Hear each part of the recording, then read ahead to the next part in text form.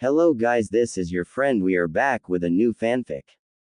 Which is what if Madara killed everyone close to Naruto and he time traveled to meet first Hokage part 1. And if you enjoy this fanfic then please press the like button and subscribe to my channel for more fanfic like this. And now let's start the fanfic. The Valley of the End was known to have hosted extraordinary battles such as Hashirama Senju and Madara Uchiha, and most recently one Naruto Uzumaki Namikaze and Sasuke Uchiha. The rain was continuously falling, soaking anything it touched in seconds. The roar of thunder could be heard, masking the sounds of everything, but in the middle of all this a certain blonde-haired shinobi stood perfectly still with his eyes closed and his head raised so he was looking up. Below him was the grave of his best friend Sasuke Uchiha. They had battle, one for revenge, the other for peace.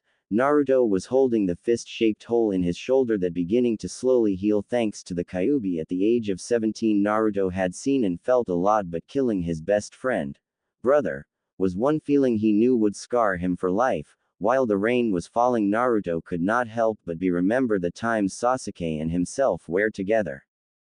Flashback. I used to hate you, said Sasuke before he fell limp in Naruto's hands due to the attack from Haku. Flashback off. Tears were forming in Naruto's eyes, threatening to spill at any moment as the memories of Sasuke kept flowing. Flashback. I want to fight you as well, Naruto. An injured Sasuke said to Naruto as the third part of the Chunin exams were about to begin. Flashback off. Even though those words would mean nothing or insulting to most, Naruto's hard life due to the Kyuubi being sealed inside him made him strive for one thing: acknowledgement, and when Sasuke had told him this he felt acknowledged by one of his first bonds. Tears were flowing freely down Naruto's face as he tightened his grip round the forehead protector that once belonged to Sasuke while his thumb swiped across the engraved line that he made 4 years ago in their last battle. His mind brought him back to the last minutes that Sasuke was alive. Flashback. Blood was pouring out of Naruto's shoulder while Sasuke had cuts all over his body. They were both breathing heavily. Both were missing the top half of their clothing while the rain was crashing down on them. Sasuke was standing on the statue of Uchiha Madara, closing his eyes for a second before he started slowly opening them again to reveal an 8-pointed star, Tsukuyomi. Naruto was standing on top of Hashirama Senju's statue, looking across to the figure that was standing on top of the statue of the one person who Naruto wanted to kill more than anyone. He was the reason why he had no parents, why this war was going on anyway. It was all him. Madara, I'm coming for you, whispered Naruto, not realizing that Sasuke had opened his eyes to reveal the Mangekyo Sharingan. Naruto looked up in the sky as it slowly started to turn red and a giant crucifix emerged from the ground, and before he knew it Naruto was tied to the cross. Seriously Naruto, I thought you would have seen this technique enough times to avoid it. Maybe I was wrong in thinking you weren't an idiot anymore, and now you will spend 72 hours in this world, Sasuke said while lifting up his katana. However, Naruto did not lift his head up and let his golden bangs hang over his eyes, waiting for his impending doom. Sasuke raised his katana and thrusted it forward with all the intention of killing his strongest bond. No. However, Sasuke seemed to not hear what Naruto said as his katana still went towards the blonde's chest. I said no, Naruto screamed, lifting his head, sending his golden locks out of the way of his eyes, causing Sasuke to gasp in shock over the sight of Naruto's eyes, once the calm sapphire-colored eyes replaced by blood-red eyes with 2 black tomos around the center pupil. The Sharingan, how? Sasuke stuttered. Me, said a familiar-sounding voice, causing Sasuke to turn a whole 180 degrees turn to look at the source in which the voice came from, and once finding the body to which the voice came from, he gasped as he saw a crow flying towards him and slowly transforming into a human figure, first the legs, then the torso, and finally the head, causing Sasuke's eyes to widen the size of dinner plates. I'm sorry little brother, but I cannot let you kill Naruto-kun. He is the only one who can defeat Madara. I have given Naruto-kun the power of the Sharingan, however it amazes me how he has unlocked 2 tomos straight away. Now little brother, I'm sorry, but I'm going to take away your Mangekyo Sharingan, Itachi calmly said, to which Sasuke just looked up and smiled before nodding his head. I finally understand now, Nisan, why you killed everyone and why you wanted me to help protect Konoha. You knew it was Madara who attacked the village with the Kyuubi 17 years ago, didn't you? It was his fault the Uchiha clan was massacred, Sasuke said as if he was lifting 17 years of weight of his shoulder. Yes, I knew, and you are right, it was Madara's fault for the massacre. If he never attacked the village, the clan would not have tried a coup. Now you know. What do you plan to do, little brother? Itachi asked. Sasuke still held his smirk on his face as if nothing in the world mattered at this moment. Nothing. I intend to do nothing. I have been saved, Nisan, from my path of vengeance by my own little brother, and like you I also believe in my little brother, replied Sasuke, still holding the smirk on his face before turning around and releasing Naruto from the cross. Itachi looked at his little brother before smirking himself. I agree, Sasuke, I don't think you could have found a better little brother. I have to go now, my chakra is fading and Naruto-kun should wake up in a couple of seconds. I know what you're planning on doing, little brother, and if everything goes your way I'll be seeing you real soon, said Itachi as he slowly started to fade away. Sasuke's smirk dropped as Itachi left and looked down at his little brother who was now starting to wake up. Yeah, I'll be seeing you real soon, Nisan, Sasuke sighed as his Mangekyo faded, taking them out of the world of Tsukuyomi. On the outside both warriors were stood up just staring at each other while the rain smacked of their bodies. As soon as Tsukuyomi ended both warriors fell onto one knee gasping in pain. One was holding his head from the strain Tsukuyomi caused while the other was holding his eye from the strain of holding up the technique and having his Mangekyo taking away from him. As soon as both fighters were able to cope with the pain they slowly but steadily both warriors got up back on 2 feet, not letting the rain affect them. Both fighters staring into each other's blood-red eyes waiting for the other to attack. I see, so you truly have required the Sharingan, little brother, said Sasuke, smirking at Naruto's reaction of being called little brother. Naruto's eyes narrowed after the shock of being called little brother. Then we should stop fighting and work together to defeat, said Naruto before being interrupted by the sound of Sasuke's laughter. No, little brother, I would like to help you, however as your big brother you must know one thing. It's alright if you hate me, even if I become an obstacle that you must get past. Always know this, I love you like a little brother and I'll always be there for you, Sasuke said with a genuine smile as well as laughing inside at irony of the whole situation. Naruto's Sharingan-eyed eyes were as wide as dinner plates as tears were forming from the words of his big brother. Why? Sasuke, I don't want to fight you, I don't want to kill you, I don't want you to die. Naruto screamed, tears pouring out, rolling down his cheeks. All death is certain, besides there is no one else who I'd rather be killed by than my own little brother, Sasuke stated, stunning Naruto. But we don't. Naruto started before Sasuke interrupted him. Naruto, if you can't beat me then Madara will kill you.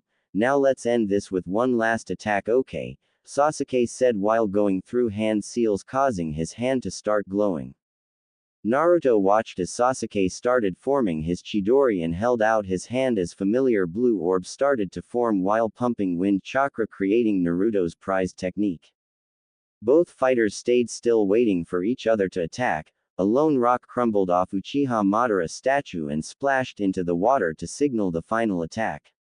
Sasuke used a chakra-enhanced jump, cracking the top of Uchiha Madara, meeting Naruto in the air, thrusting his Chidori forward to meet Naruto's Fuden Rasenshuriken. The impact caused a Ginat black dome of energy, destroying the top half of the statues.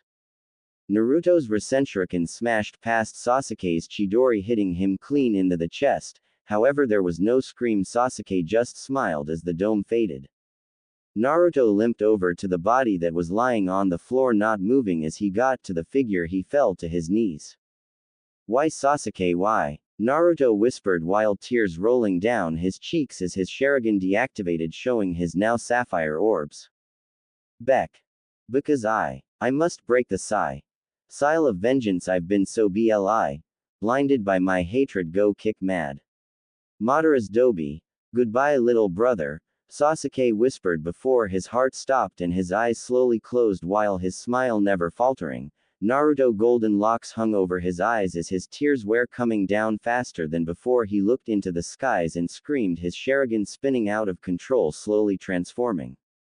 Flashback end. Naruto stood still looking up at the sky as the rain smacked of his face. He began to slowly open his eyes, revealing a black spiral. Okay people, this is the best way I can describe it at the moment. Just picture the Uzumaki symbol in his eyes. He slowly crouched down to the stone that was located at the top of the grave and placed Sasuke's forehead protector in front of the stone. I promise Sasuke I won't fight for revenge, I will fight for peace, Naruto prayed before standing up. Sad, angry, tired and weak, these were all the feelings that Naruto felt as he walked through the overgrown forest of the Fire Country, each step as painful as the last. While the injury in his shoulder had stopped bleeding, it was still noticeable and very painful. He was hoping that Sakura or Tsunade would be able to heal it. Sakura? Naruto thought. Even though Naruto's crush for Sakura had vanished, he still valued her as one of his precious people.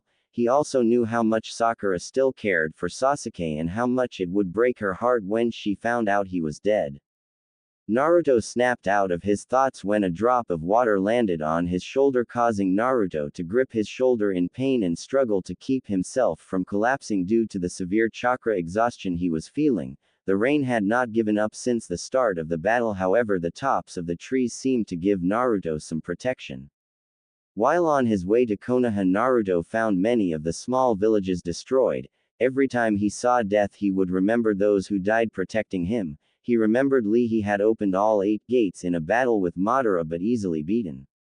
Lee was not the only one who fell. Kakashi and Guy fought off 20,000 Zetsu clones and a dozen enemies resurrected by Edo Tensei foes such as Kakuza, Konan and Yahiko before collapsing. Most of the Rookie 9 and Team Guy were either injured or dead. As Naruto kept on walking through the forest, his legs gave out on him, sending him crashing to his knees. Struggling to keep conscious, his exhaustion was put aside as he heard a voice inside his head which he did not recognize. Destroy everything, gain power and rule everything, the unknown voice said. The voice was not dynamic, so he knew it wasn't the Kyuubi, but the killing intent that came from the voice sent chills up Naruto's back. Not wanting to find out what could cause that much killer intent, Naruto slowly and painfully stood up, panting heavily. Taking a heavy breath and snapping out his trance, he continued to walk towards Konoha, noting to himself to ask the Kyuubi what that voice was later. Even though Naruto was getting closer and closer towards Konoha, he could tell something was not right. When he was close enough to smell the village, it was then he knew his suspicions were right. He could smell smoke, blood and death. His eyes widened as the village came into sight from behind the trees. The village was destroyed, buildings and houses were burning, the walls destroyed, the once powerful village now laid in ruins. Naruto did the only thing he could do, run towards the village and help any survivors if there was any that was. Reaching the entrance, he noticed two prone figures not moving. He ran towards them, placing his fingers on their necks to try feel a pulse. After confirming both of them were dead, he was suddenly forced to turn his head towards the Hokage tower as the roof exploded off. "Okami, please don't die, Ba-chan," whispered Naruto as he ran towards the building, dodging falling pieces rubble. As Naruto made his way to the bottom of the Hokage tower, he looked towards ground next to the building, his breathing getting deeper as he saw a pink hair. It was Sakura laying on her side, not moving, blood flowing out of her body from multiple deep cuts. His eyes widened when he looked up at the people who killed his closest friend there, standing with their arms crossed, were the two people who had both taught Naruto the way of the ninja, Jiraiya and Kakashi. Ero Sennin and Kakashi Sensei Ho. How? Naruto stuttered, still not believing what he was seeing. "It's been far too long, Gaki, I'm sorry," Jiraiya said, looking down in shame. "Yo," Kakashi said with an single eye smiling while his Sharingan eye glaring at Naruto. "Naruto, you need to stop us and go help Tsunade-sama, she's fighting Madara." Naruto's eyes went wide as he knew Tsunade wouldn't be able to hold Madara off for long. Naruto nodded his head, closing his eyes and opening them again a second later to reveal his Mangekyo Sharingan, shocking both Jiraiya and Kakashi. "I'm guessing the only way to stop this Edo Tensei is either sealing you off or your soul finding peace," Naruto stated as his theory was proven right by the nods of Jiraiya and Kakashi. Naruto put his fingers into a cross shape before shouting, Kage Bunshin no Jutsu. Suddenly 2 more Narutos poofed into existence. Naruto did some hand signs and tapped his wrist where he had a unique looking tattoo. Suddenly 2 trench knives were suddenly gripped in his hand, both showing as seals located on the handle. The knives were surrounded by wind chakra, adding a protective layers on the knives. Naruto rushed forward with his 2 cones backing him up, holding a Rasengan in both palms. Jiraiya and Kakashi suddenly felt their body move into a fighting stance. Jiraiya started going through hand signs, as did Kakashi. Kaden. Gokaku no Jutsu, fire release. Great fireball technique, Kakashi shouted as a giant fireball came out of his mouth heading towards Naruto. Futon. Daitapa wind release. Great breakthrough, Jiraiya shouted, sending a giant gust of wind powering up and speeding up the fireball that was coming towards Naruto. Naruto looked at combination between his 2 senseis and was surprised by the size of the fireball. Not that he thought Jiraiya and Kakashi were weak, it was just he had never seen them use an attack to this scale before. Naruto did the only thing he could think of to get away from the giant ball of fire. He threw one his trench knife in the air and powered the other with wind chakra and shot it at the giant fireball, and on impact went straight through the ball of fire. Hiraishin no Jutsu, flying thunder god technique, Naruto whispered as he vanished in a yellow flash just as the fireball exploded, blowing up some parts of the village by the magnitude of the attack. Naruto appeared in the air catching the trench knife. As he caught the blade, he felt a pain in his neck. Naruto, I've seen this attack enough times to see how it works, Jiraiya said sorrowfully. However, just as Naruto was about to fall, he suddenly changed into a cloud of smoke. His trench knife suddenly changed into a Naruto, forming a Rasengan in one hand, his Sharingan gazing at Jiraiya. The Toad Sage was sent halfway across the other side of the village as the Rasengan made contact with his stomach. Kakashi was watching wide-eyed and his body went down from a chop as Naruto appeared behind him. Kakashi got up and turned to see the blonde Jinchuriki smirking. My clever plan, Naruto hanging a clone into a trench knife and throwing it in the air and then throwing a wind-enhanced one through the fireball. Then the real you attacked me when Jiraiya was out of the way. I must say I'm proud of you, Naruto. I would have thought that you would use the fireball as a distraction and run, explained Kakashi, surprise and pride evident in his voice. The demon container still held his smirk as he stood up straight and deactivated his Mangekyo Sharingan, revealing his Tsutomu state. A great ninja once told me once, in the ninja world, those who break the rules are trash. That's true, but those who abandon their comrades are worse than trash, and I won't rest until I free your soul, Naruto said calmly. Kakashi stared at Naruto wide-eyed as he heard his student tell him the exact same thing Obito had said to him. He stared at Naruto for a couple of seconds and couldn't help but see his sensei Minato Namikaze. He smiled as his body started to crumble and a single tear came out of his non-Sharingan eye. Thank you, Naruto, you have surpassed me, and it's good to know at least one of my students listens to what I say, Kakashi said as he crumbled away, leaving a dead Sunanin's body. Thank you for everything, Kakashi-sensei, but I don't think I was the only one who followed your belief, Naruto thought as he looked to his right and saw Jiraiya throwing a giant piece of rubble off him and his body regenerating while rubbing his head. Why do I feel like Tsunade just punched me? Jiraiya remarked while slightly grinning. Naruto couldn't help but smile. Seeing Jiraiya again made Naruto happy, but as quick as the smile appeared, it disappeared and turned into a frown. Slipping into a fighting stance, Naruto activated his Mangekyo Sharingan again. I'd say you're lucky that it wasn't Ba-chan that hit you, Naruto joked, causing Jiraiya to laugh. Yeah, I agree, Jiraiya said while losing control of his body once again and started sprinting towards Naruto at an impressive speed. Don't hold back, Naruto, you need to go help Tsunade. Don't worry, I won't hold back, Arrow Sennin, Naruto replied while hearing Jiraiya mumble something about disrespectful brats.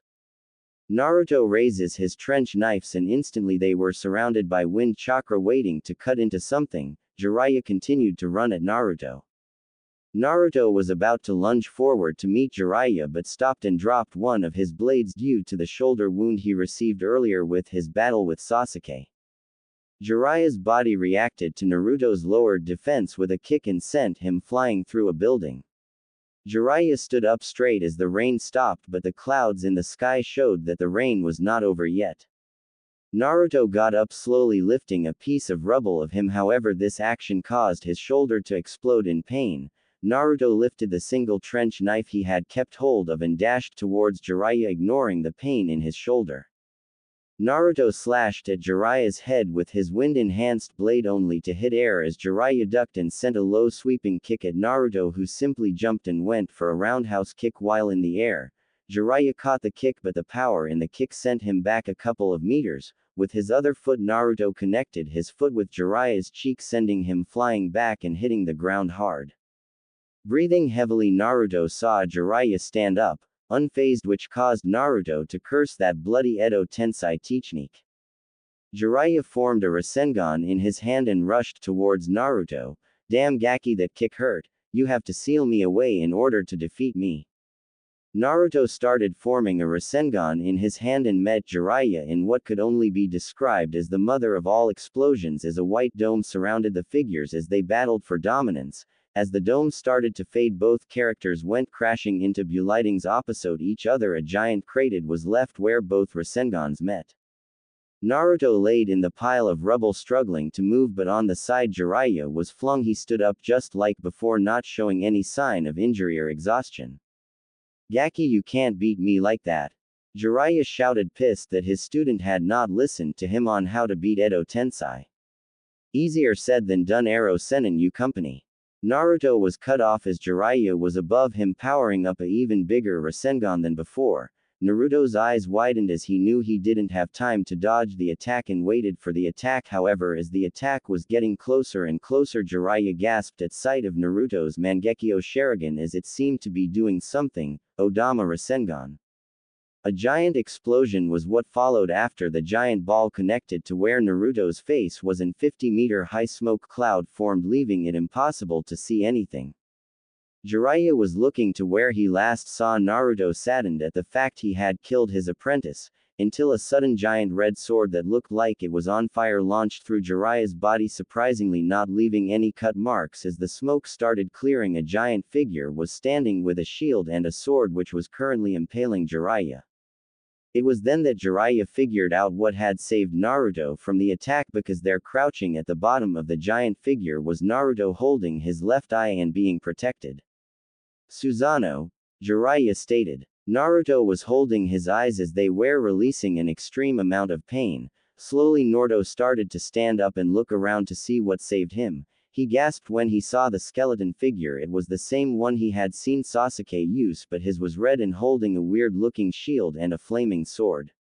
Naruto never saw Itachi's Susanoo, so he doesn't know what it looks like. While Naruto was checking out his new technique, Jiraiya was looking at Naruto with wide eyes, wondering how the hell he had obtained the Sharingan, and most importantly the Mangekyo Sharingan. Suddenly Jiraiya felt his body being slowly dragged into the sword. He gasped once he realized what sword it was, the sword of Totsuka. The sword had been lost for over a decade, and now Naruto was in possession of the famous blade. You really are Konoha's most unpredictable ninja. I would ask where you got the Sharingan and that sword, but that doesn't matter anymore. I want you to know that I'm honored that I was chosen to be your godfather and sensei. Goodbye Gaki, and go fulfill the prophecy and defeat Madara. Jiraiya started snickering just as he was about to get sucked in, and get laid already, and with that the great toad sage was absorbed into the sword, trapped for eternity. Naruto let a small smile appear at his godfather's words, but quickly turned back into a frown when he remembered where he was. The clouds had hovered above Konoha again. The rain came down slow at first, and after a couple seconds the rain had began falling down with as much intensity as last time, making everything damp in seconds. Naruto suddenly felt the effects of battling both Kakashi and Jiraiya and fell to his knees, panting heavily while the rain washed all the dirt and blood of his body. Tears had began to form in his eyes as he remembered Jiraiya's last words. Thank you, Arrow Sennin, for everything. Kill them all, release your anger, I can feel it. Why do you fight? Give into your dark side, you will become invincible, the voice inside Naruto said. Naruto was brought into his mind. He could see the Kyuubi shaking in the cage and a figure standing in front. Who are you? Get away from him, you bastard, Naruto demanded. The Kyuubi stared at Naruto wide-eyed. He had never had someone defend him. It was a new feeling. He was the cause of all Naruto's pain, and yet here he was defending the demon against an unknown foe. The other figure, however, started chuckling and turning around slightly, showing his eyes, which caused Naruto to gasp. It was the Rinnegan. Naruto Uzumaki Namikaze, we meet at last, said the mysterious man. Well, since you know my name, don't you think it would be fair if I knew yours? Questioned Naruto. The figure walked out of the shadows the Kyuubi had formed and stepped into the light, revealing a 6'5" man with long red hair with two front bits sticking up, his Rinnegan eyes piercing Naruto. He wore a giant black cape, a black tank top, blue bottoms and blue sandals, and a necklace that multiple tomos. Well, of course, my name is Rakudo Sennin. Naruto stared at the Rinnegan user in front of him. He was sure he had heard the name Rakudo Sennin before, but he couldn't remember where. Okay, Naruto, think, what do we know about him so far? His name is Rakudo Sennin, sounds familiar. Okay, what else? He has the Rinnegan, maybe he's related to Nagato. What else? Naruto's eyes widened at his last thought. The Kyuubi is scared of him. Naruto was snapped out of his thoughts by the sound of clapping. The Rakudo Sennin was clapping and giggling at the surprised look on Naruto's face. It seems you have figured out just who I am. The Rakudo Sennin still laughing at Naruto's face.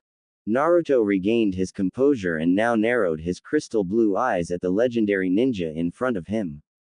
I don't care who you are. What are you doing in my head?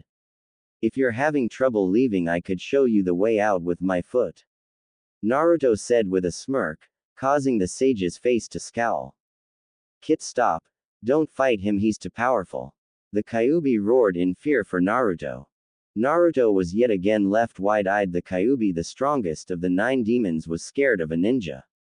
You should listen to the demon. It seems you have been able to tame the fox, the sage said, hoping to get a reaction out of the demon, and was not left disappointed as the Kyuubi started to growl but was instantly shut up. The snap of the Rakudo Sennin fingers. The Kyuubi was on the floor in pain. Stupid demon, I created you. Remember your place, the sage said harshly to the Kyuubi. Naruto activating his Sharingan, showing 2 tomos in each eye, and charged towards the man, intending to land a punch on the sage. As the fist was about to meet the sage's face, it was caught in the palm of the Sennin. Did you really think you would be able to beat me, mortal? The Rakudo Sennin announced while channeling chakra into Naruto's body, causing him to back off and hold his eyes pain. The sage started laughing again at Naruto as he thrashed around in pain, while the Kyuubi looked at Naruto with fear and sadness. You bastard, what did you do to me? Questioned Naruto, still holding his eyes. I've given you the power you have always wanted. Naruto opened one eye. His 2-tomo Sharingan was spinning so fast the tomos were nothing more than a blur. The power to stop your pain. The power to achieve your dream. Naruto was struggling to resist the strength, however his body seemed to be accepting the power that he was being given. Why do you fight it? I can feel it, your hatred, your anger. Why suppress these emotions? They will make you strong. I know you still hate them. The villagers, the glares they gave you even after you defeated pain, and those who did show you respect only respected your last name. I know you came close to letting it all go, embracing your anger, but that Iruka fool got in the way. You hate them, don't you? The sage said, hoping to get Naruto angry. Naruto never said a word, however, just like his body, his mind was slowly giving up after each word. His eyes were still spinning but were starting to slow down. Why fight it? I can give you the power that will make everyone acknowledge who you are, the Rinnegan user said while walking closer towards Naruto. Naruto's body was being surrounded by chains, first his wrists followed by his ankles. He was thrown to the wall while the Rakudo Sennin laughed. Fool, you will always be too weak, the sage said, turning around, letting his red hair wave. He started walking towards the Kyuubi, smiling. It's time to go now. I hope you enjoyed your little vacation. Naruto's dream world. Naruto found himself laying in water. He hopped out and looked around to see a small island with one tree in the middle. He started walking closer to the island when a yellow flash caught his attention. Naruto started running towards where he saw the flash. The area was deserted, there was no sign of anyone. He sighed as he went to walk away only to be stopped by two hands, one on his left shoulder and the other on his right. He turned around and gasped at what he saw. There standing on the left was the fourth Hokage known as Minato Namikaze and also Naruto's father, and on the right was a red-haired woman known as Kushina Uzumaki, his parents. "It's good to see you again, son," Minato said, slightly saddened. Does this mean I'm dead?" Naruto asked, refusing to look at his parents. "Well, son, that's your choice," Kushina said, lifting Naruto's head up so he could meet her gaze.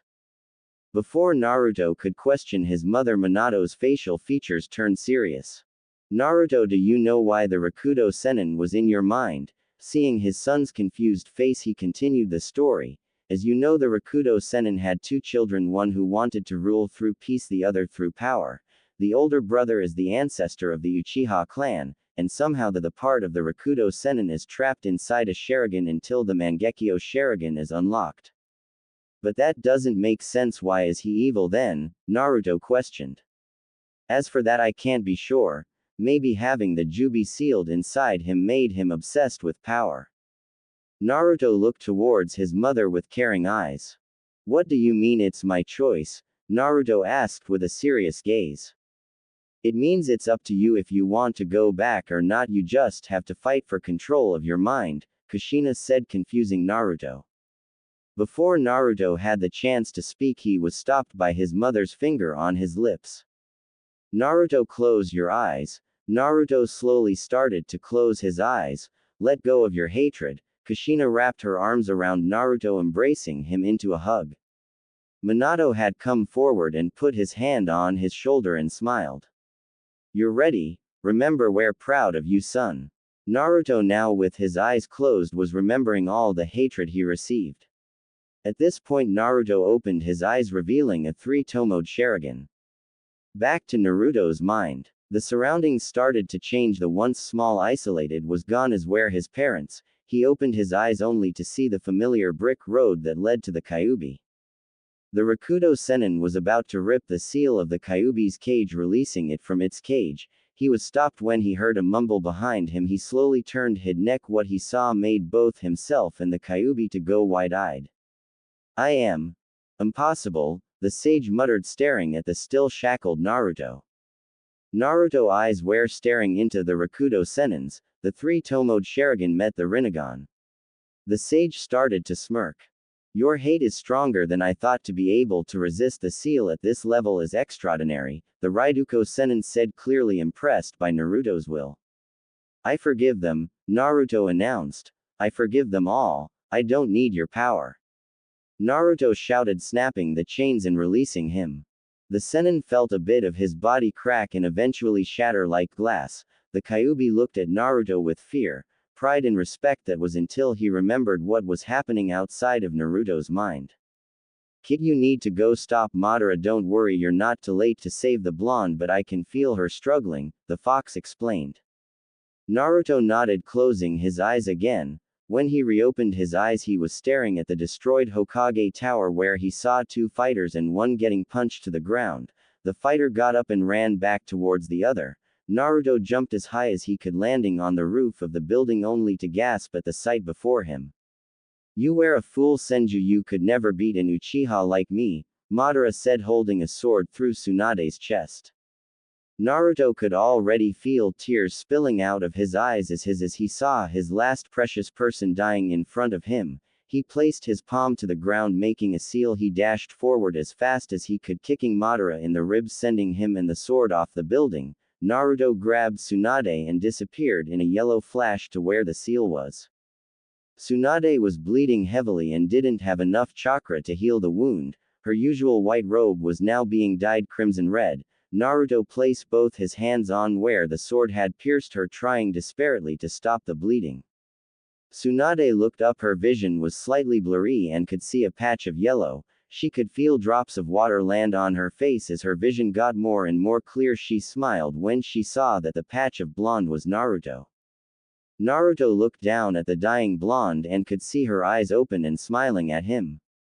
You're going to be alright, it's just a little cut, don't give up on me yet, Tsunade. I am not going to use Ba-chan, as when someone is dying you wouldn't insult them, Naruto said, trying to not only convince her she was going to be alright but also himself. Naruto R. Remember I am AM, EDIC, the cuts to D, Eep, Tsunade said, raising her hands, wiping the tears out of Naruto's eyes. Please don't leave me, you're all I have left, Naruto said, hugging Tsunade, trying to keep her warm. Uto, Tsunade finished by kissing Naruto on the forehead and falling limp in Naruto's hands with a peaceful smile. Naruto's heart stopped beating, his breath slowed down, he could hear Madara getting up again but he didn't care, his last precious person was dead, his eyes were closed, he could feel the tears leaking through his eyelids and dropping on the blonde below. It seems you were unable to protect another one, Madara said, walking towards Naruto. Naruto was trying his hardest not give in to his hatred, his breathing quickened, his heart started beating even faster and his eyes started to burn again. He held the blonde woman in his arms hoping she would wake up. When the realization of her being dead hit him, his head shot up in the air, the rain pounded on his face again, his eyes opened, revealing a new patterned rings and one black iris. Shinra Tensei, Naruto shouted with a slight dynamic tone. The ground underneath them cracked and suddenly everything was blown away, the monument, the forest, everything. When the blast was finished there was nothing left except barren wasteland. However, Naruto was still holding Tsunade. She was the only thing that was not damaged by his attack. I love you too, Tsunade, not as in couple-wise, Naruto said as he collapsed next to Tsunade, his facing meeting hers. I'll see why, you in AM. Anute, Naruto finished kissing her forehead and falling unconscious, letting the darkness take him. Naruto found himself staring at the Kyuubi. To say that he seemed annoyed would be an understatement. Kid, you used up all your chakra and that last attack destroyed your organs due to your lack of experience with the Rinnegan, the Kyuubi sneered. Naruto looked down, pondering over what the Kyuubi had said to him. How do I have the Rinnegan? Naruto asked bluntly. The Rinnegan is a Kekkei Genkei that is only found in the Uzumaki clan. It can only be unlocked when the user is under immense pain. You probably unlocked it when Tsunade died. Naruto nodded. So I'm guessing you're going to heal me now, right? Naruto asked. To his surprise, the Kyuubi shook his head. Afraid I can't, I'm using most of my chakra, keeping you alive in your mind, but if I try to heal your body, you will die instantly. Naruto smiled at what the Kyuubi said, knowing it would piss him off. Looks like we'll be going to hell together, Naruto said cheerfully. Really funny, I'm not going to let it end like this, the Kyuubi said, lowering its head behind the cage. You have a plan then? Naruto stated, only to be proven correct when the fox nodded. Yes, but you're going to have to trust me and rip off the seal, the demon fox said, waiting, showing no ill intentions. Naruto eyed the fox carefully as he walked up to the cage. As soon as he was face to face with the fox, he nodded. He was suddenly raised into the air so he was right in front of the seal.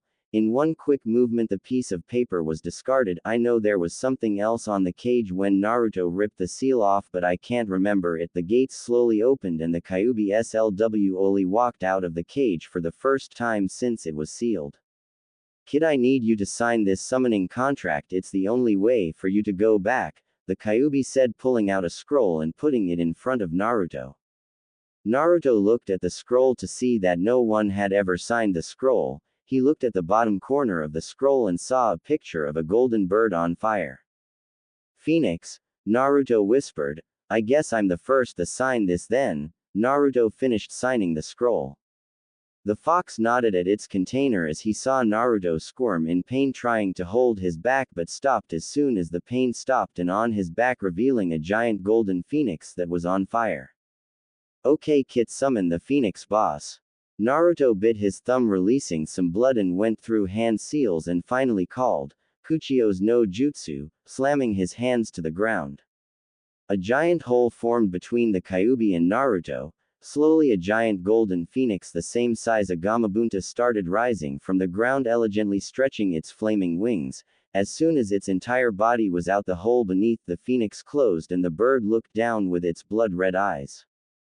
"Who dares summons me?" the giant golden phoenix said, looking around, only seeing Naruto and even the Kyuubi looking at him slightly scared. Naruto stared at the giant golden phoenix before regaining his senses. "I am the one who summoned you. My name is Naruto Uzumaki Namikaze. So you wish to be my summoner? Very well, I'll give you a chance. My name Ryu, the oldest of the summons. Now look into my eyes, mortal. I will decide if you are worthy. If not, I will kill you," said the phoenix, now known as Ryu, as he looked at both the Kyuubi and Naruto. Once getting a nod, the once blood-red eyes of the phoenix changed to gold and stared intensely at Naruto, piercing his soul. Interesting, the boy once held a lot of hatred. Now to check your memory. Impossible. How has his hatred not consumed him? Yes, I think I have finally found the one. This was the thought that Ryu was thinking while he examined all of Naruto's memories and was shocked that someone who could be hated so much had not succumbed to his inner demon. "Okay, you have passed my test. The next time you wake up, you will be able to summon the Phoenix Clan. Until next time, Naruto-san," Ryu said before his eyes turned red again. Naruto's vision was starting to get blurry and suddenly collapsed as he entered. He heard both Ryu and the Kyuubi speak. "I'm going to use that technique, however, as soon as I start, my chakra will stop healing his body. That is where you will come in." "Ryu Dono," muttered the Kyuubi. "Okay, when you start the technique, I will use my ultimate resurrection jutsu on Naruto," replied Q. The Kyuubi stopped the chakra flow that was keeping Naruto alive and his body went straight into shutdown. His heart and lungs shut down in synchronization. The Phoenix boss and the Kyuubi shouted. "Time travel no jutsu," roared the Kyuubi. "Rebirth no jutsu," Q also shouted. Suddenly a giant white light surrounded the entire area, leaving the view impossible to see. A couple miles outside of Konoha, Naruto was able to open his eyes a little but could still not make shapes. He could hear noises of different people. "Sensei, there's a boy in the crater. What should we do?" asked a more caring one. "We should kill him or turn him into an emotionless tool for the village," replied a more harsh and bitter one. Naruto at this point was thinking, where on earth was he? "No, Danzo, we will take him back to the village and get him fixed up. Then we will listen to how he got here. Is that clear?" The strict voice also replied, but also had a caring tone. His sentence was mostly said towards Danzo, who nodded. "Hiruzen-kun, pick the boy up. We're going back to the village." Naruto heard footsteps getting closer towards him. However, when he felt someone pick him up, he felt sleep claim him once again as he fell unconscious. Wherever he was, he would worry about that later. Beep. Beep. Beep.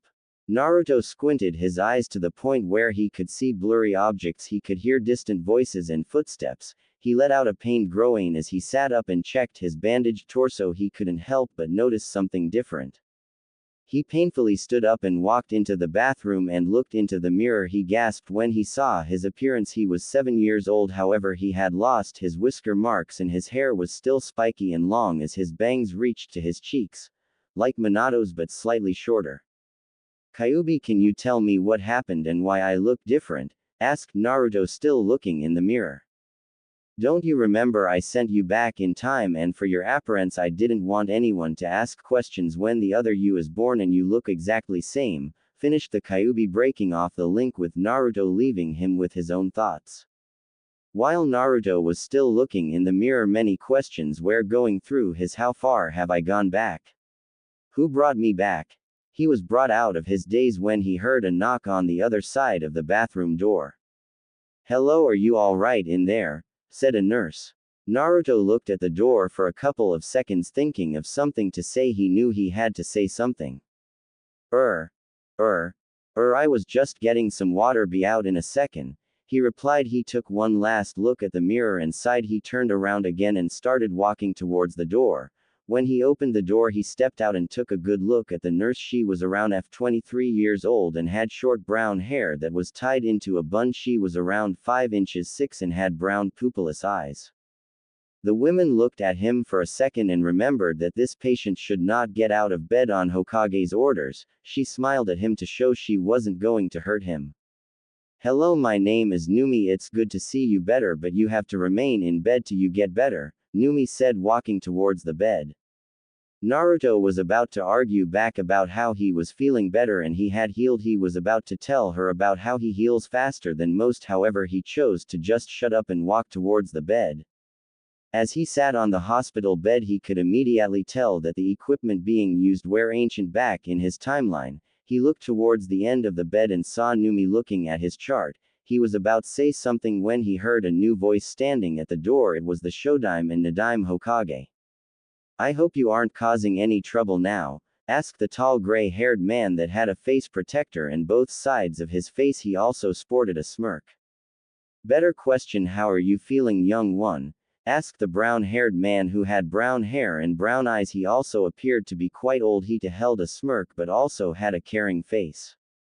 Naruto found himself staring at the two ninjas walking towards his bed, both were known as being two of the strongest ninjas of all time, one for being able to use Mokuden, wood release, and the other being known as the best Suiden user of all time. While Naruto found himself staring at both the Shodime and Nadaime Hokage, the Shodime walked over to Naruto, who was still in a daze over the whole thing, and waved his hand in front of Naruto's face. Are you all right? My name is Harashima Senju. I am the Shodime and this is my brother Tobirama Senju and he is the Nadaime Hokage. What is your name, little one? The brown-haired man, now known as Harashima, said.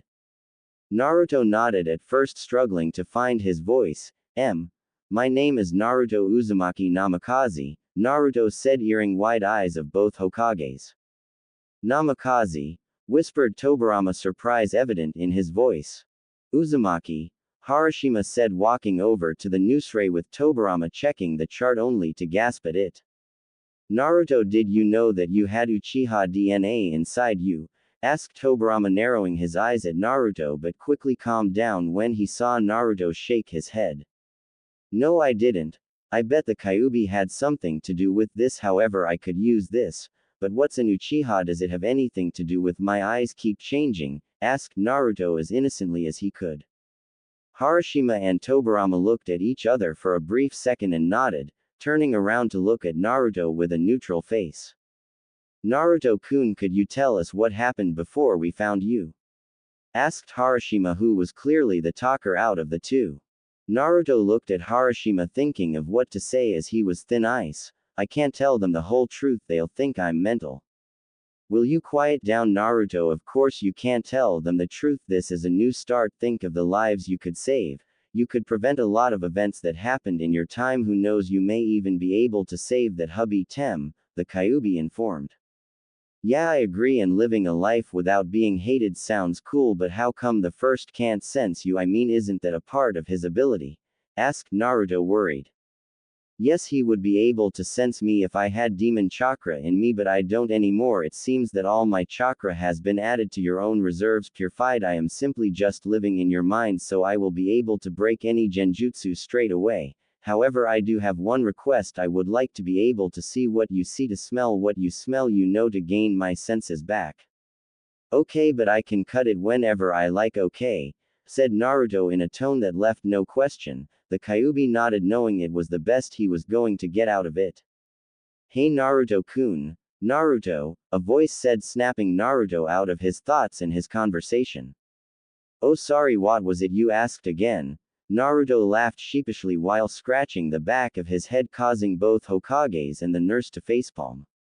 We asked, Naruto-kun, what happened before we found you? Asked Hashirama, still not showing any emotion in his voice other than caring. Oh yeah, I remember. I'll tell them some things but not too much. Come on Naruto, you were always good at hiding stuff. I lived in small house inside a secluded forest in Spring Country with my mother, father and my older brother. However, they are all dead now. My brother unlocked those weird red eye things and was obsessed with becoming stronger. It was 1 week ago that I saw it. I heard a weird noise in the middle of the night and went to check it out. When I got to my parents' room, I found them both dead. I went to check on my brother Sock. I found him in his room with a bloody sword in his hand. He went to attack me with a. He had a weird shape in his eyes. As he got closer, my eyes felt weird. Everything slowed down. I reached to closest thing I could found. I didn't mean to kill him.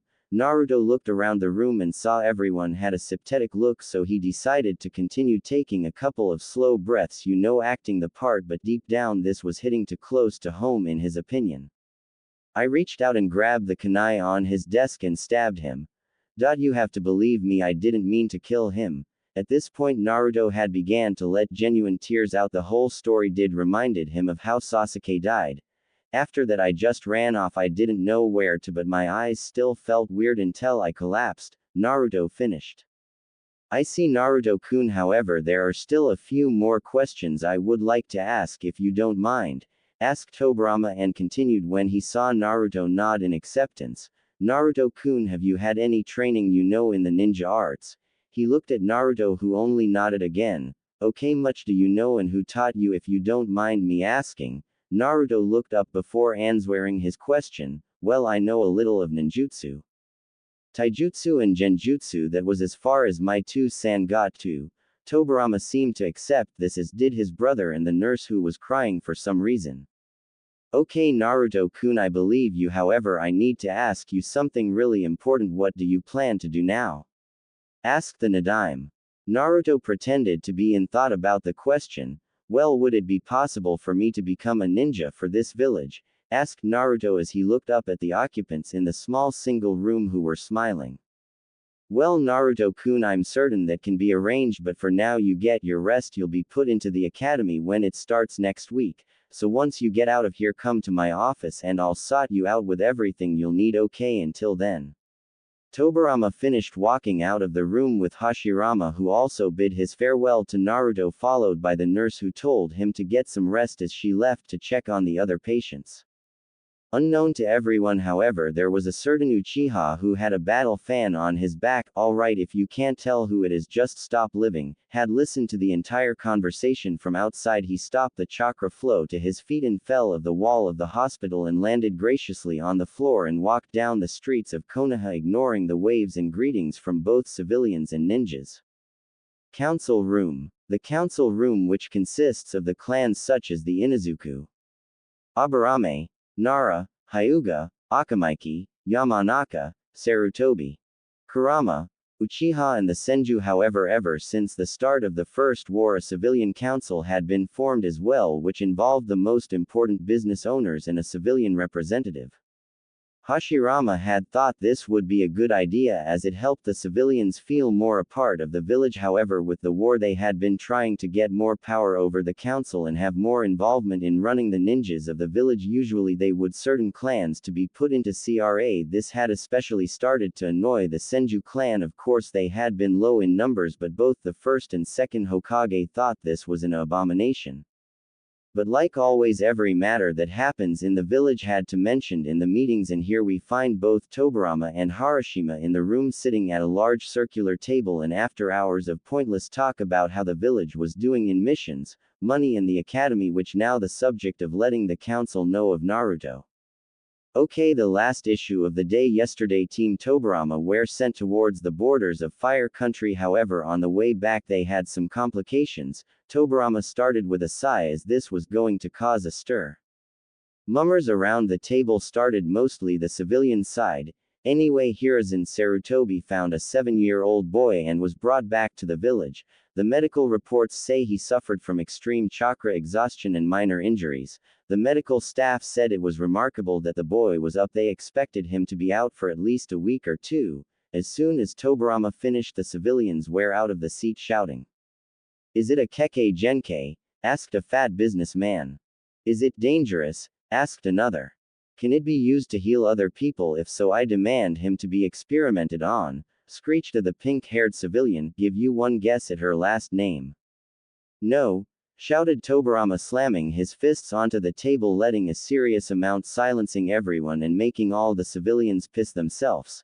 As Tobirama sat down again, releasing everyone from his killing intent, the sound of clapping could be heard from behind the door to the council room. The door slowly opened, revealing Uchiha Madara. Most of the civilians smirked, thinking that the Uchiha clan would back them up, but only if they knew. I agree with Hokage-sama. What else could you tell us about the boy? Madara asked, earning wide eyes from everyone in the room, as it was no secret that Madara hated the Senju family and went out of his way to disagree with them and was never respectful. Hashirama and Tobirama narrowed their eyes at Madara. Why are you late, Madara? The meeting started hours ago, and why are you so interested in the boy? Asked Hashirama. Come on now, Hashirama, these meetings are boring, it's not like we learn anything new, profit here, loss there. However, I am interested in the boy. If he were a normal boy, you would have just filled the paperwork and that would be it, but you didn't, which brings me to my next question, who is he? Asked Madara, earning a snicker from a few of the clan heads over the fact that they too thought the meetings were boring. However, even though both Senju agreed, they narrowed their eyes even more before looking at the report in front of them. Yeah, well, the boy's name is Naruto Uzumaki Namikaze. However, the report also mentions he possesses Uchiha DNA. It is also confirmed he possesses the Sharingan. However, it is unknown how developed it is. Tobirama started, earning wide eyes from everyone, even Madara, who was faking it as he already knew. There are reports before he was bandaged he had a giant phoenix tattoo, which we believe is a summon contract. However, even this surprised Madara. He had been trained by his father and brother from a young age, but what surprised me the most were his chakra levels there of the charts. He had also requested to join the village as his family was slaughtered. Tobirama finished, however, inside was impressed by Naruto. Even though he knew this information, it did in fact sound impressive out loud. Put him under the CRAACT. Have him marry my daughter. Mine too. The civilian council was in an uproar. Even some of the shinobi clans thought having the daughters married off was a good idea, but never expressed them out loud like the civilian side did. Tobirama had vein on his forehead, throbbing, ready to lose his temper at any moment, but of course there was just one who didn't know when to shut up. Senju, I demand this boy to marry my daughter, screeched the pink-haired woman, earning gasps and pain, agonizing moans over the magnitude of the sound coming from her. Tobirama stood up, appearing calm, but what happened next frightened everybody. He raised his hand and a ring of water appeared around the pink-haired screecher, making her literally piss her pants.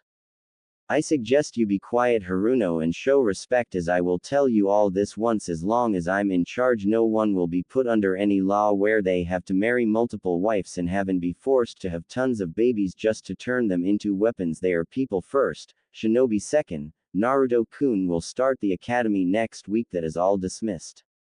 Tobirama said, walking out of the room. The civilian side were still angry as they could only think of ways of protecting themselves. However, the clan heads could see where the Hokage was coming from. They were in fact people, not just ninjas. Well, that was troublesome, said Shikuru Nara, who was 5 inches 9 long, black with a scar above his eyebrow. Yeah, I hear you. Looks like this year's academy rookies are going to be interesting, said Rei Inazuka, who had long purple hair, large canines, blue eyes, and had a large blue and white dog next to her. All of the clan heads walked out of the room mumbling about going to bed, with the exception of one of them saying it was too troublesome to stay in the room. The civilian side stood up, still upset that none of their requests were acknowledged, pushing past each other, even trying to push a clan head out of the way, but was unlucky as he was sent flying out of the window, courtesy of Akamika's fist. Sakuro Haruno was walking back to her house, only greeting the people she thought were upper class. She was annoyed that Hokage ignored her request about putting the boy with multiple wives. She smirked as a thought popped into her head. Yes, I'll get Sakuno-chan to befriend him and get her to date the Namikaze, then I will have 2 votes in the council. It's perfect. Uchiha Madara was happy with the way the meeting went and was also surprised that the boy had incredible chakra levels and a summoning contract.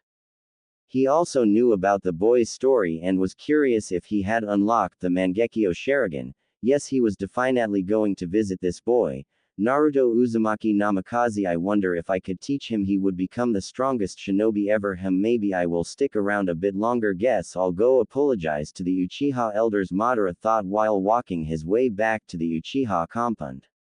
Hospital next day. It had been 2 days since Naruto had gone back in time. The sun was coming and people were making their way through the streets.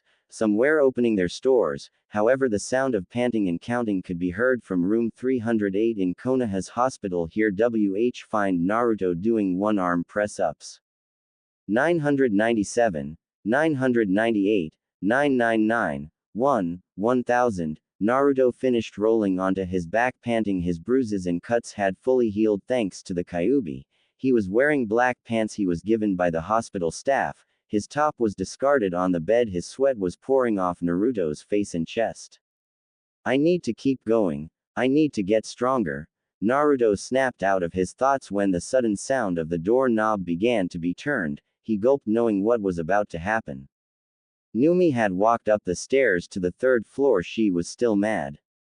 She had caught Naruto several times training even though she had told him to stay in bed and rest. She smiled when she thought of the time she had spent with Naruto. No matter how mad she got at him, she could never stay mad at him. He would always just smile and scratch his head. Even though he had only been there for 2 days, they had already formed a bond. She felt protective of him ever since she had heard his story about his family. She saw him as a little brother and she knew he felt the same way, as he would always call her, Oni-chan, when she came to see him.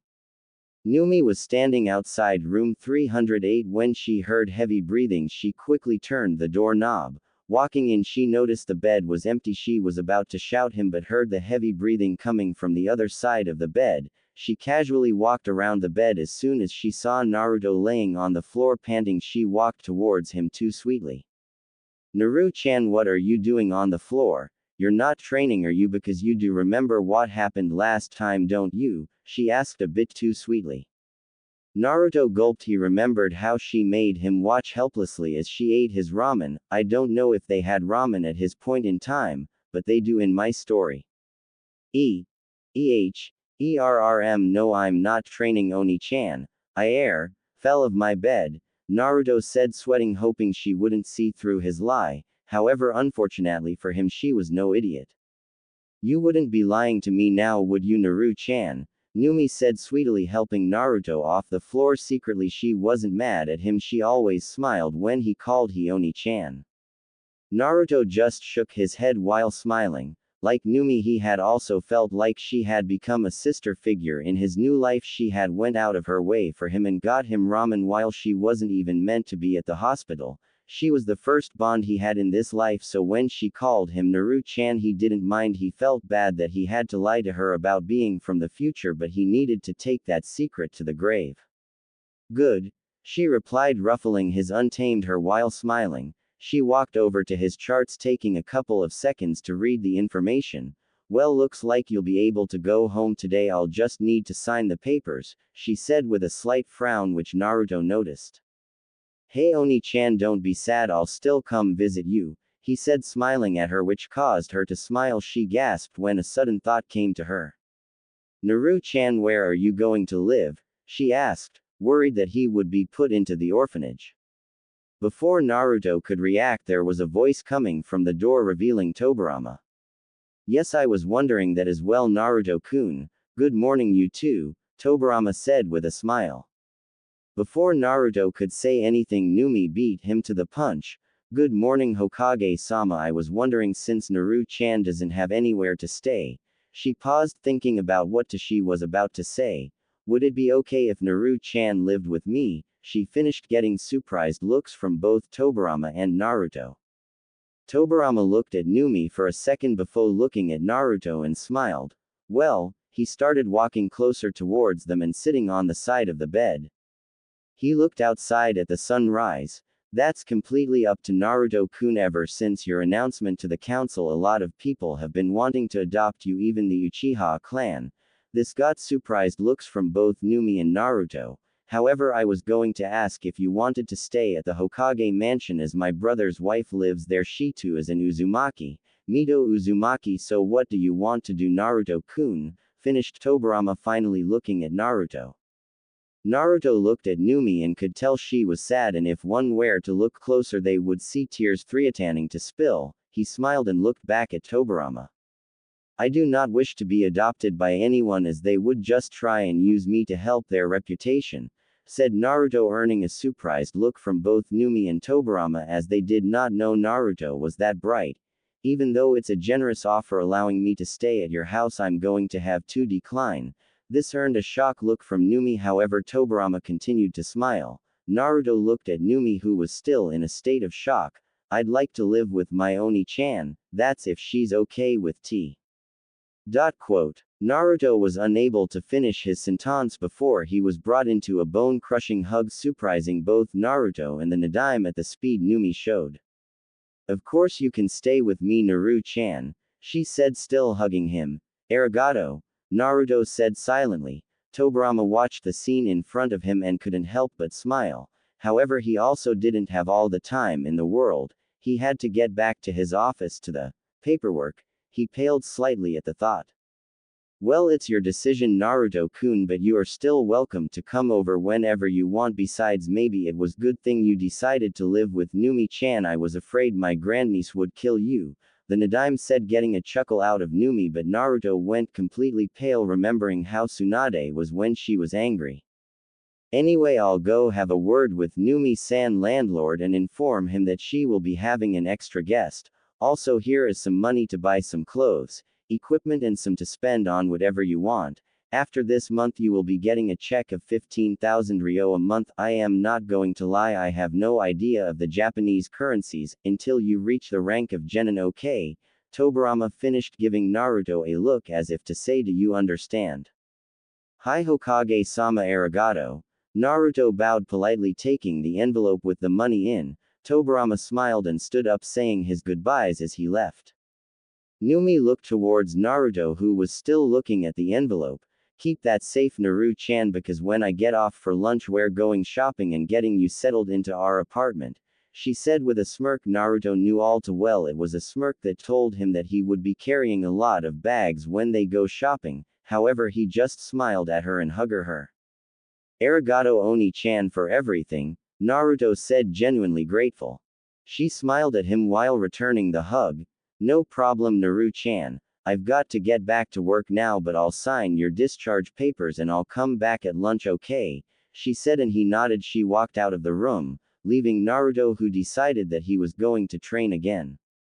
Lunchtime. Naruto had just finished getting ready. He was wearing a orange sleeveless top and black bottom that just went past his ankles, finished with black sandals. He also wrapped bandages around his wrists where he had seals on to store items. He was looking at his appearance in the mirror, thinking of how much different he looked from his other 7-year-old self. The longer hair, lack of whisker marks and narrower eyes made him look more like his father than ever before. Are you ready, Naru-chan? Numi said as she walked into Naruto's room out of her work clothes. She wore a blue top with short sleeves, cream bottoms that reached her ankles. Her hair was let loose, reaching her midback. Yeah, Oni-chan, he shouted as he came out of the bathroom and walking out of the hospital with Numi. Konoha Market District. Numi and Naruto were walking down the crowded streets. Numi smiled and waved at a few of the civilians who greeted them. She was oblivious to the fact they were trying to get into Naruto's favor by giving them some free stuff such as groceries. Naruto, however, was not so oblivious, as he would only greet those who weren't kissing his and were generally happy to see a new face. After half an hour of clothes, normal clothes, not shinobi clothing, shopping, Naruto collapsed on a nearby chair. Numi walked out with a smile that was as wide as an akamaiki, because in both hands there must have been at least 6 in each hand, which she quickly dropped on Naruto. She giggled at his complaints and how he was carrying a bag on his head. Okay, Naru-chan, we are going to drop all these bags off at the apartment, then we're going for lunch. Numi turned her head to see if Naruto was still following. She giggled as Naruto was carrying a bag with the strap in his mouth. They continued walking down the streets till they made it to the apartment. Naruto and Numi had finally made it up the 5 flights of stairs and just entered the apartment. Naruto slowly walked in with wobbly knees and then suddenly collapsing on the floor, all the bags piled on Naruto while he was at the bottom. Numi walked up to Naruto and picked the bag with the groceries up. She placed the bags on the counter in the kitchen, taking some instant ramen. Naruto looked around the apartment, getting a good look. It had a small kitchen, 2 bedrooms, 1 bathroom. The living area had 2 sofas. Naru-chan, go put your clothes in your room, Numi said with a smile. Naruto nodded and walked into the bedroom to put his stuff away. Naruto walked out of his bedroom and walked towards the kitchen where Numi was with 2 cups of instant ramen. After eating their ramen, Numi stood up, putting the ramen containers in the bin. Naru-chan, I'm going back to work now, I'll see you when I get home. Numi finished throwing Naruto a set of keys and then walking out of the door. Okay, time to go get my stuff for the academy. Oh, I can't believe I have go back to that place, Naruto whined, heading back towards the market.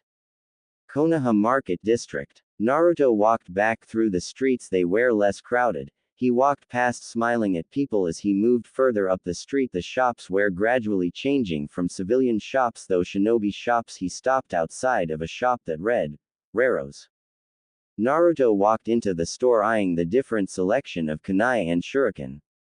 Once Naruto had picked the amount of kunai and shuriken he wanted, he moved towards the ninja clothing. He picked out a pair of black bottoms, Anbu bottoms, a black top with the netting, I forgot what it's called. Itachi wore it against his battle with Sasuke, a pair of blue sandals that went to his ankles. He picked up 2 pouches, fingerless gloves with metal protectors on the back, an ink pot and a stack of plain scrolls. As Naruto was walking back to the counter to pay for everything, he heard shouting coming from a different part of the shop. Moving his way to the sound, he found a spiky white-haired boy with tiny red lines under his eyes and a yellow-haired girl with a single ponytail and hazel eyes. Move out of the way, flatchest, shouted the spiky-haired kid. Naruto gulped, and knowing that was worst thing he could have said. The girl turned around, a way to familiar vein throbbing on her forehead showing she was pissed and looked that would send an army pissing themselves. However, the spiky white-haired boy didn't seem to be affected. Oh crap, if he doesn't shut up he's dead, Naruto thought watching the scene play out. Hey, I told you to move, what's the matter, you deaf? What's that? The kid said, pointing towards the vein on her forehead. The girl closed her eyes, her face started to turn red with anger. However, the spiky-haired boy continued, Ew, is it alive, flatchest, he finished with a smirk. The girl opened her eyes, fire burning in them. The next thing made even Naruto cringe. Pervert, I'm only 7 inches, shouted the girl, smashing her fist into the back of the white-haired kid's head. The girl ran past the downed boy and accidentally knocked into Naruto. Move, she said, knocking his shoulder, brushing the side of her face of his shoulder. Naruto watched her run out of the store. He checked his top, it was slightly wet, his eyes widened slightly. She was crying. Naruto turned his attention to boy whose legs were sticking out of the ground while his head was buried under. Naruto went behind him and pulled him out of the ground. You know, Naruto started getting the boy's attention. When he turned around, Naruto's eyes narrowed slightly. I'm sure I've seen him before. I can't help but think you have death wish. I really thought she was going to kill you there. Naruto finished walking over the shelf, picking up a white bandana. The white-haired kid smiled, doing crazy poses before finishing with a peace sign. Nah, I wouldn't die of that. Who are ya anyway? I am the great Jiraiya. Naruto's eyes widened. In front of him was his godfather. Naruto quickly regained his composure, holding out his hand. Naruto Namikaze. Naruto finished leaving out Uzumaki. Jiraiya shook his hand. Anyway, I've got to go pay for all my stuff. I'll see you later, Naruto said, walking off to pay for everything. Once Naruto got to the checkout, he noticed an old man who just staring at the ceiling. Naruto was slightly annoyed at the man. Hey old man, I'd like to pay for my stuff now, Naruto said, getting the old man's attention. Alright Gaki, give me a minute, replied the old man. When he looked over what Naruto was about to buy, he looked at him suspiciously. Sure you can afford all this? Yes, I'd also like you to make these as well, Naruto said, dropping a piece of paper in front of the man as well as the money for everything. The man looked over the paper, scratching his bald head. Okay, I'll make these, but you have to come and collect them. Come pick them up the day the academy starts. I should have them done by then. The name's Rero, the old ma finished, putting his hand out. Namikaze Naruto, Naruto said, shaking Rero's hand. See ya in a couple of days, Rero-san, Naruto said, walking out of the store. Naruto began to walk around Konoha again, stopping at certain points. He stopped at where his old apartment was, then at the ramen store. His last stop was at the academy. As he walked past, he could see several teachers preparing for the next students. "You must be Naruto-san," a voice behind Naruto said. "Yes, and you are," Naruto said with no malice. "My name is Irano. I'm going to be your teacher in the academy for the next 5 years. Sorry I can't talk to you more, but I have to go to a meeting," Irano said. "Well, in that case, it was nice to meet you, Irano-sensei," Naruto said, leaving his new sensei. Naruto began walking back to his apartment when he saw the same girl that ran past him crying in the store. It also seemed she was still crying. He began to walk over to her when 3 children the same age as himself dropped down next to her. They all had the Uchiha crest on the back of their shirts. Well, what do we have here? A little Senju crying," said the tallest of the 3 as he walked towards her. She lifted her head and wiped a few tears from her eyes and glared at the boy. "What do you want, Uchiha?" the blonde-haired girl said with so much venom. The 3 Uchiha scowled.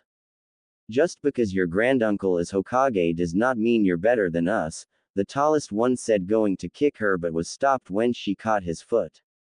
"You talk too much," she said, jumping and pushing the tallest one. The other 2 attacked from behind, kicking her in the back, sending her skidding across the floor.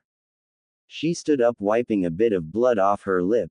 "Cowards," she muttered when she saw all 3 jump to attack her.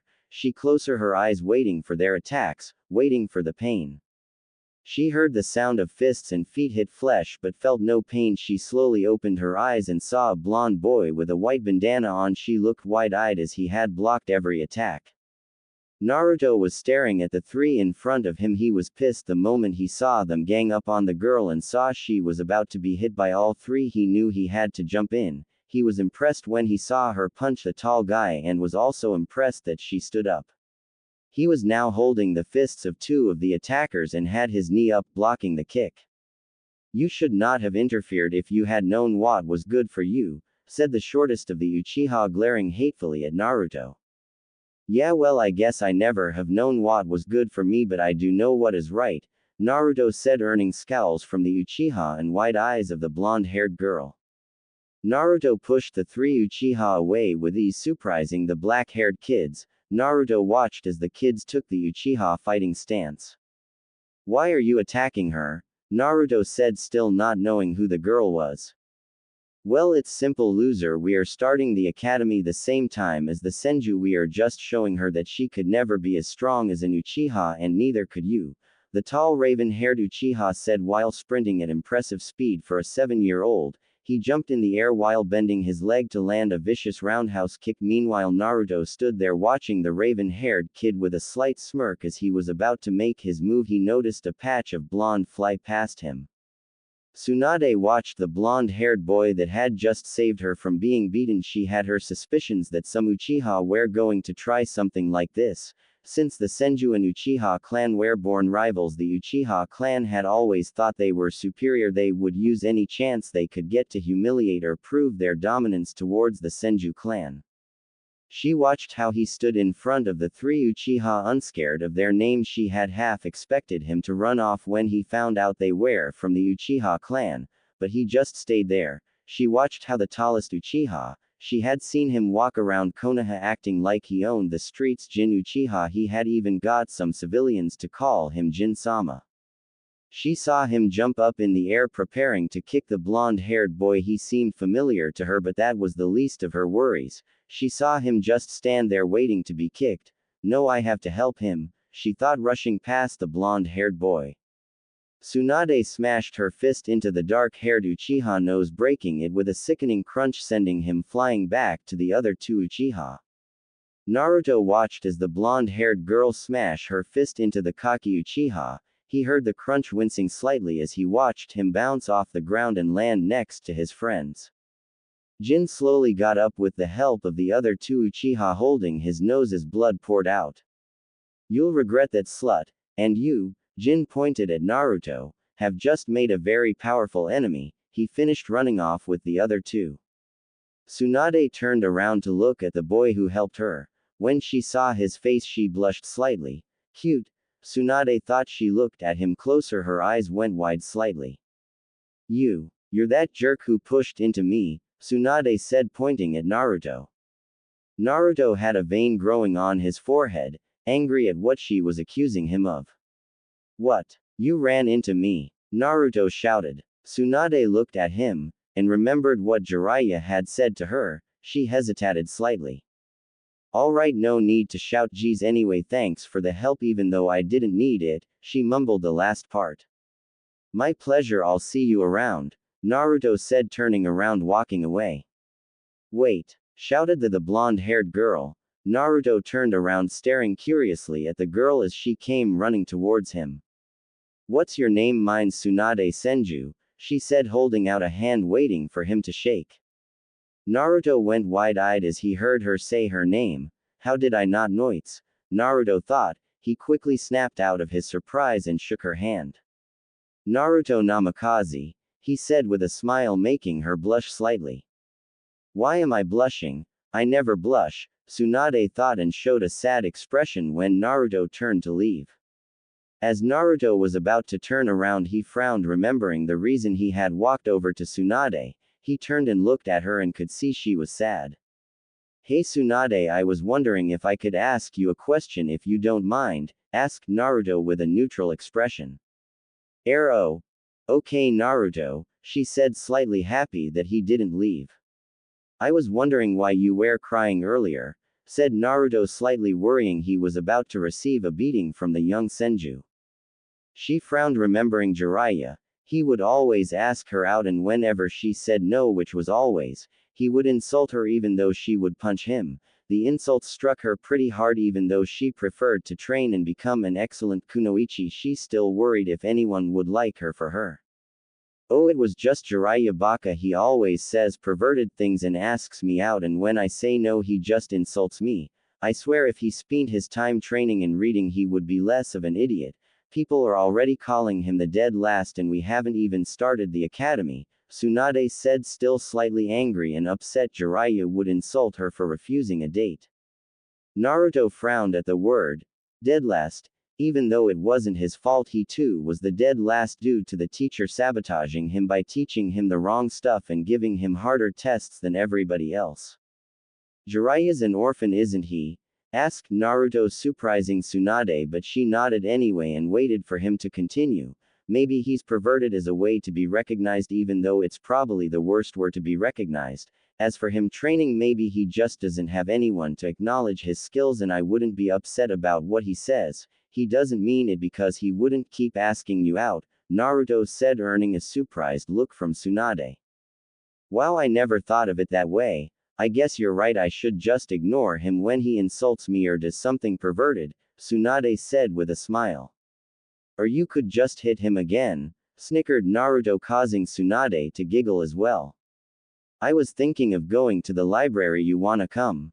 Asked Naruto, smiling at how much Tsunade had cheered up. Tsunade was stunned. Of course boys had asked her to go to the library. She had always rejected them, saying she had better things to do. However, now she found herself actually wanting to go with Naruto. Yeah, sure, Tsunade said with a slight blush. Tsunade, could you show me where the library is? I'm kinda new here, Naruto asked, scratching the back of his head, smiling. Tsunade couldn't help but smile at his actions. It was strange how for 1 minute he could be so mature, then the next be so carefree. However, she made note to make sure she asked him why he was in the village. Oh, alright, it's this way. Follow me, Tsunade said, walking in the direction of the library with Naruto following. Library. Naruto and Tsunade continued walking towards the library, ignoring the stares they were getting. Well, Naruto was doing better than Tsunade as he was used it. Tsunade was ignoring them as much as she could, but her temper got the better of her.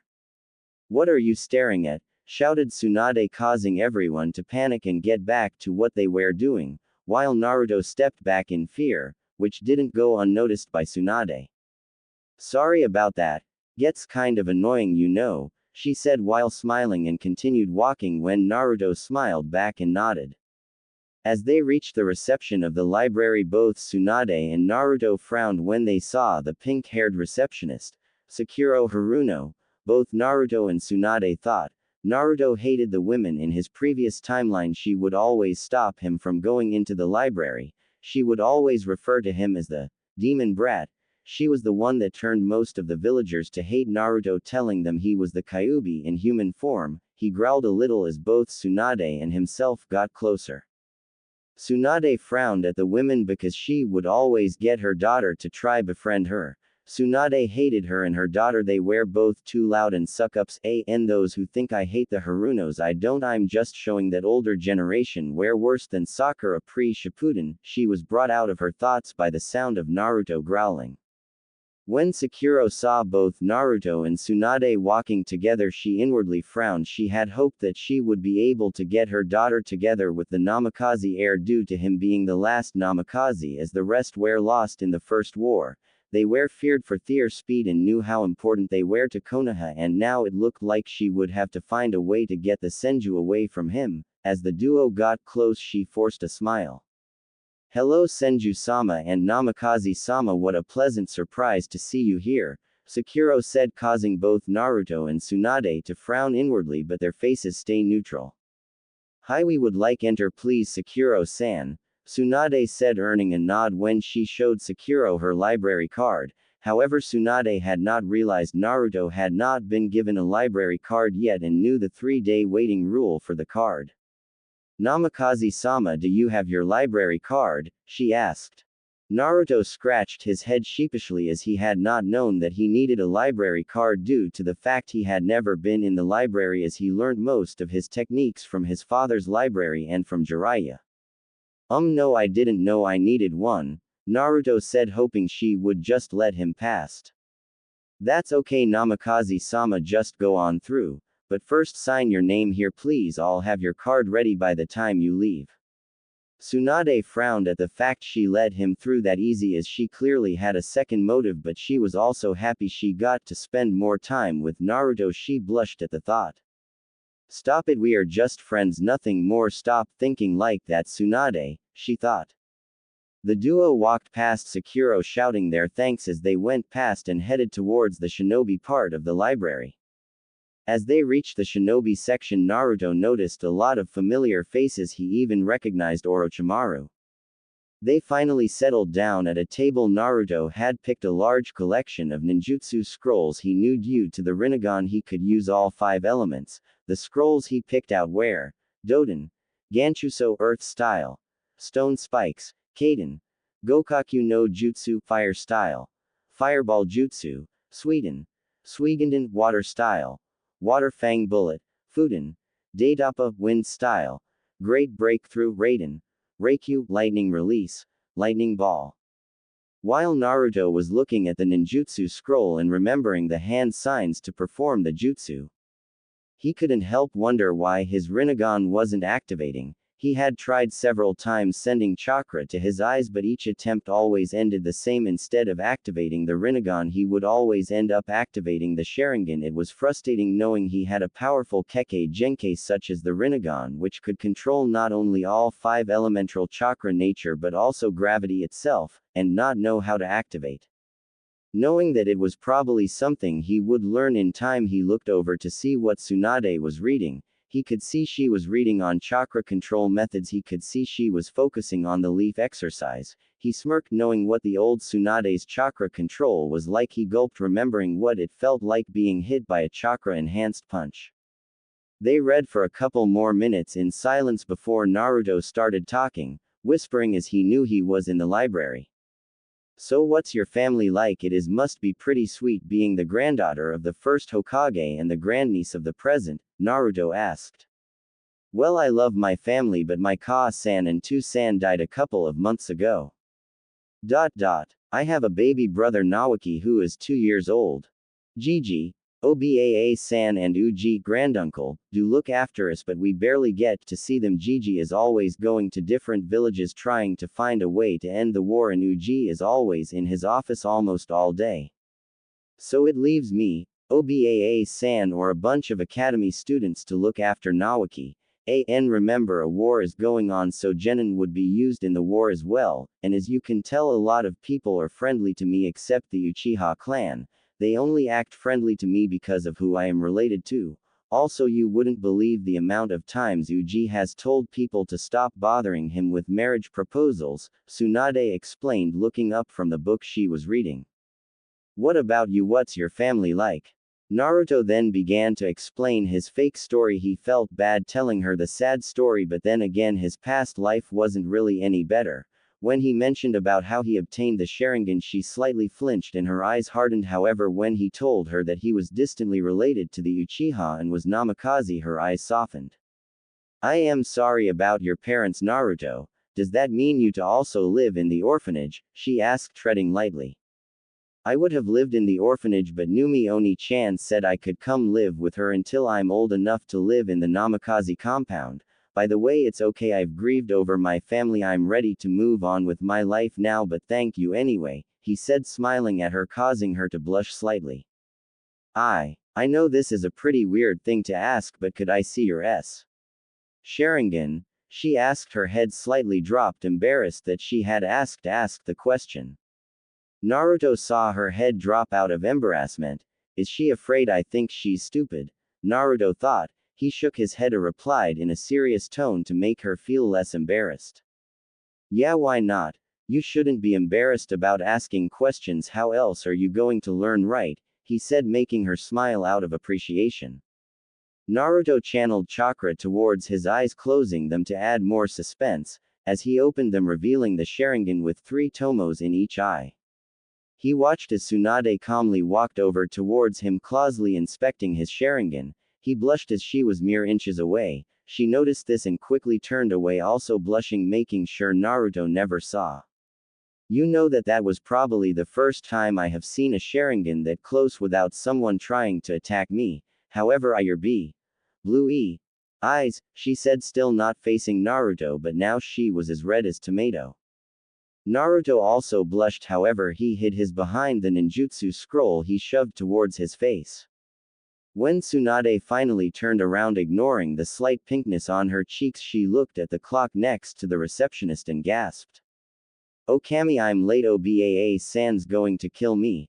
I've got to go, Naruto. I'll see you at the academy. CYA, she said, picking up the book she was reading and leaving the library.